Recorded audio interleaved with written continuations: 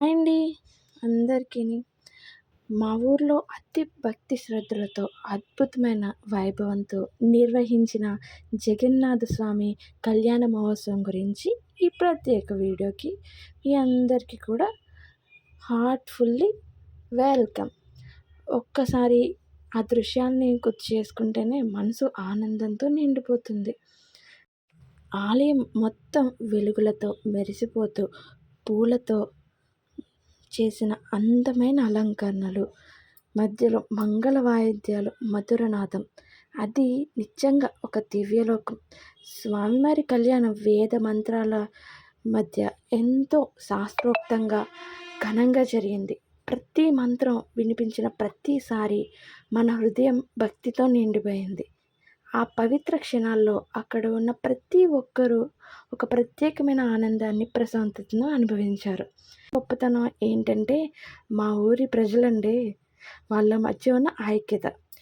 ఎవరు పెద్ద, ఎవరు చిన్న అని తేడా లేకుండా అందరూ కలిసి పనిచేసి ఈ జగన్నాథ స్వామి కళ్యాణాన్ని విజయవంతం చేశారు.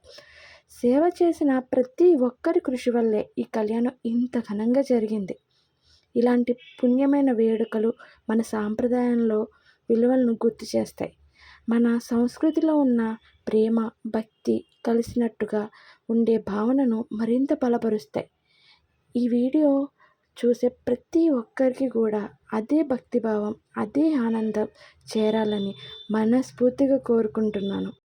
ఆ జగన్నాథ స్వామి తాళి కడుతున్నప్పుడు అయితే నిజంగా మనం ఆయన కళ్యాణం మన కళ్ళతో నిజంగా జరుగుతుందేమో, నిజరూప దర్శనం మనకు జరుగుతుందేమో అన్నట్టుగా ఉంది తెలుసా.